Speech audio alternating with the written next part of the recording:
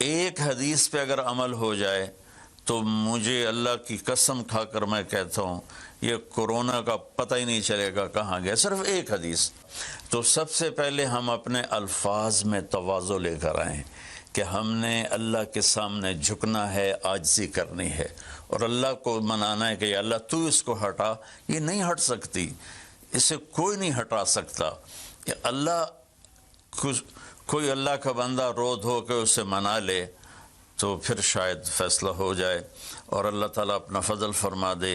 ایک حدیث پہ اگر عمل ہو جائے تو مجھے اللہ کی قسم کھا کر میں کہتا ہوں یہ کورونا کا پتہ ہی نہیں چلے گا کہاں گیا، صرف ایک حدیث۔ میرے نبی نے فرمایا 4 باتیں مجھ سے لے لو، پھر دنیا بھی تمہاری ہے، آخرت بھی تمہاری ہے۔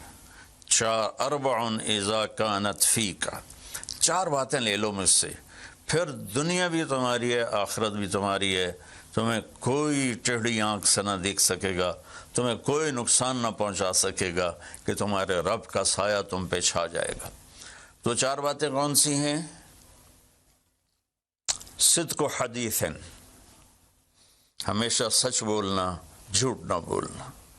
اب مجھے بتائیں، سارے یہ اینکرز بیٹھے ہیں، سارے ہمارے وزیر اعظم بیٹھے ہوئے ہیں، ہم کتنا جھوٹ بول رہے ہیں، ہم کس قدر جھوٹی قوم ہیں۔ ہم اس جھوٹ کے ساتھ اللہ کی بارگاہ میں کوئی مقام نہیں لے سکتے۔ تو میرے نبی نے پہلی بات فرمائی صدق و حدیث، سچ بولنا۔ دوسری بات فرمایا حفظ و امانت، کبھی کسی کو دھوکہ نہ دینا۔ یہ میرے نبی نے فرمایا میرا امتی ہر گناہ کر سکتا ہے، 2 کبھی نہیں کرے گا، ایک جھوٹ کبھی نہیں بولے گا، ایک دھوکہ کبھی نہیں دے گا۔ تو وزیر اعظم صاحب آپ اکیلے ہیں، دیانتدار ہیں، اللہ سے رونے دھونے والے ہیں، مانگنے والے ہیں، لیکن 22 کروڑ لوگوں میں سچے کتنے ہیں؟ 22 کروڑ لوگوں میں دیانتدار کتنے ہیں؟ ایک بہت بڑے چینل، میں ہاتھ جوڑ کے اینکر بیٹھے ہیں، معافی مانگ کے بات کر رہا ہوں، ایک بہت بڑے چینل کے مالک نے مجھ سے کہا کوئی نصیحت کرے، میں نے کہا چینل سے جھوٹ ختم کر دو۔ کہا پھر چینل ختم ہو سکتا ہے، جھوٹ نہیں ختم ہو سکتا۔ تو جہاں جس کو، یہ صرف پاکستان کی بات نہیں، پوری دنیا کا میڈیا جھوٹا ہے اور سب سے زیادہ جھوٹ بولا جاتا ہے، اور میرے رب کو، میرے نبی کو جھوٹ سے نفرت ہے۔ میرے نبی نے فرمایا پیاز کھا کے مسجد میں مت آؤ کہ فرشتوں کو تکلیف ہوتی ہے، بو ہوتی ہے، لیکن میرے نبی نے فرمایا جب کوئی مرد عورت جھوٹ بولتا ہے تو فرشتے اس کے منہ کی بدبو سے 3 میل دور بھاگ جاتے ہیں۔ تو جھوٹ اور خیانت کے ساتھ ہم کسی آفت کا مقابلہ نہیں کر سکتے۔ آپ نے فرمایا صدق و حدیث، حفظ و امانت، سچ بولنا چاہے جان چلی جائے، اور دھوکہ نہ دینا، مسلمان کسی کو دھوکہ نہیں دیتا ہے۔ تیسرا فرمایا حسن و خلیقت، اپنے اخلاق اچھے کرنا، اور اخلاق کا سب سے اونچا مقام حیا ہے۔ اب میں کیسے بات کروں؟ میرے دیش میں حیا کو کس نے تار تار کیا؟ میرے دیش کی بیٹیوں کو کون نچا رہا ہے؟ ان کے کپڑے لباس مختصر کون کروا رہا ہے؟ یہ کس کے گردن میں یہ گناہ ڈالوں؟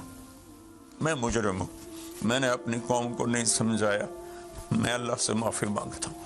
لیکن جب مسلمان کی بیٹی بے حیائی کی طرف چل پڑے اور نوجوان بے حیائی کی طرف چل پڑے تو اللہ کی رحمت، سب سے زیادہ عذاب قوم لوط پر آیا کہ وہ بے حیائی میں ساری باؤنڈریز کراس کر گئے تھے، تو اللہ تعالیٰ نے ان پر 5 عذاب بھیجے۔ 5، کسی قوم پہ 5 عذاب نہیں آئے، ایک ہی عذاب آتا تھا، ان پر 5 عذاب آئے۔ تو تیسری بات میرے نبی نے فرمائی ہے کہ حیا والے بنو، حیا والے بنو۔ لیکن میری نسل ہے، مجھ سے خان صاحب نے بات کی تھی پہلی دفعہ کہ میں چاہتا ہوں کہ میری یوتھ اللہ کے نبی کے ساتھ جڑے، چونکہ جو ہمارے کالج ہیں، ہماری یونیورسٹیز ہیں، ہمارے خاص طور پر جو یہ پرائیویٹ سکولز ہیں، یہ امت کو، نوجوانوں کو اللہ رسول سے کاٹ رہے ہیں۔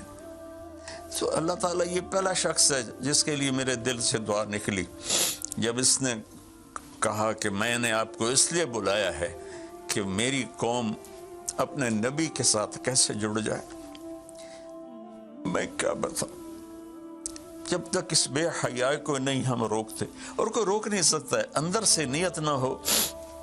سرنڈو ماڈل سکول میں میں نے میٹرک کیا ہے، ہمارے ایک وارڈن، میں ہاسٹل میں رہتا تھا، وہ آ گیا، نمازی تھے، انہوں نے نماز کی سختی کر دی، ہم بے وضو جا کے کھڑے ہو کر نماز پڑھ لیتے تھے، بے وضو، کیونکہ ڈنڈا انسان کو انسان نہیں بناتا ہے جب تک انسان اپنے من میں ڈوب کر پا جا سراغ زندگی۔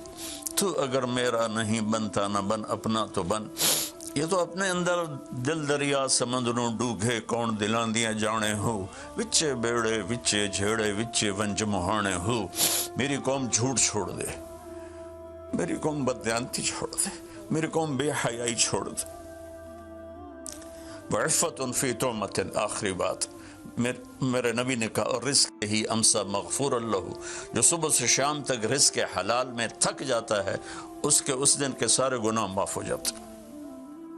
تو میں وزیر اعظم صاحب سے اپیل کروں گا کہ پوری قوم سے جیسے ڈونیشن مانگا ہے ایسی پوری قوم سے چلے۔ میں آپ کی طرف سے اپیل کرتا ہوں کہ کل یا آج رات رمضان کی آئے گی، ساری قوم 2 نفل پڑھے اپنے اپنے گھروں میں، اور ایک تسبیح لا الہ الا انت سبحانک انی کنت من الظالمین، جس کو یاد ہے پڑھ لے، جس کو نہیں یاد ہو استغفر اللہ کی ایک تسبیح پڑھ لے، اور پھر سب اللہ کے سامنے ہاتھ جوڑ کے معافی مانگ۔ اور اللہ تعالیٰ کہتا ہے ما من یوم الا والبحر یستاذن فی ان یغرق ابن آدم، روزانہ، یہ مسند احمد کی روایت، روزانہ سمندر کہتا ہے یا اللہ اجازت دے میں چڑھ جاؤں اور ان کو بہا دوں۔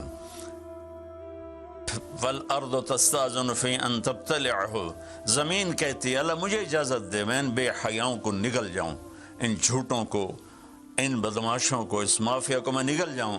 تو والملائکۃ تستاذن فی ان تعجلہ وتہلکہ، فرشتے اللہ سے کہتے ہیں یا اللہ تو ہمیں اجازت دے ہم ان کا صفایا کریں۔ میرا اللہ کہتا ہے دعو عبدی فانا عالم بعبدی منکم، جاؤ جاؤ اپنا کام کرو، یہ میرا بندہ ہے اور میں جانوں میرا بندہ جانے۔ ان کان عبدکم فشانکم بہی، تمہارا بندہ ہے تو مار دو، ان کان عبدی فمنی ولی منی ولی عبد، اگر میرا ہے تو میں انتظار کروں گا، میں انتظار کروں گا۔ پچھلی قوموں میں ایک طوائف نے کتے کو پانی پلایا تو اللہ نے اس کی بخشش کر دی، معاف، ہم تو مائل بکرم ہیں، کوئی سائل ہی نہیں، کوئی مانگنے والا تو ہو۔ ان 4 چیزوں نے ہماری ہر چیز بکھیر دی، توڑ دی۔ کسی بھی قوم کے لیے جھوٹ، بددیانتی، بے حیائی اور رزق حرام یہ ان کو تباہ و برباد کر دیتا ہے، اور کوئی قوم سچائی، دیانتداری، پاک دامنی اور رزق حلال پر ہوگی تو اللہ کا سایہ ان پر چھا جائے گا، اور دنیا کی کوئی طاقت ان کی طرف آنکھ اٹھا کر نہیں دیکھ سکتی۔ ہم تو اجڑے چمن کے مالی ہیں، عمران خان کو اجڑا چمن ملا ہے، کہاں تک آباد کر سکے گا، اللہ اس کی مدد کرے۔ چمن کے تخت پر جس دم شہ گل کا تجمل تھا، ہزاروں بلبلیں تھی باغ میں، ایک شور تھا، غل تھا، کھلی جب آنکھ نرگس سی، نہ تھا جز خار کچھ باقی، بتاتا باغ ماں رو رو، یہاں غنچہ یہاں گل تھا، یہاں غنچہ یہاں گل تھا۔ ابھی عمران صاحب نے یرموک کی اور قادسیہ کی بات کی، کتنے تھے؟ 30,000 تھے خالد ابن ولید کے کمانڈ میں، اور سامنے باہان جو تھا وہ 3 لاکھ کا لشکر لے کر آیا ہوا تھا، اور قادسیہ کے میدان میں بھی 30,000 صحابہ تھے، اور ادھر سے جو رستم تھا وہ 3 لاکھ کا لشکر لے کر آیا ہوا تھا، ان کے ساتھ اللہ تھا۔ ہم اللہ کو ساتھ لیں، سارے اسباب اختیار کریں۔ مالداروں سے کہتا ہوں، میں نے اپنا کلپ الگ ریکارڈ کرایا کہ اس سال ساری زکوٰۃ ان غریبوں میں تقسیم کریں۔ آپ تک تو ہر آدمی نہیں پہنچ سکے گا، اپنے اپنے علاقے میں جو مالدار لوگ ہیں وہ اپنی زکوٰۃ غریبوں میں ان میں تقسیم کریں، ان کے گھر جا کر دیں، کسی ایک کی دعا لگ گئی نا تو 7 نسلیں ہماری آباد ہو جائیں گی۔ تو بس میں معافی چاہتا ہوں، آپ نے مجھے کافی دیر بٹھایا تو میں نے بھی تھوڑا سا آپ کا ٹائم لے لیا۔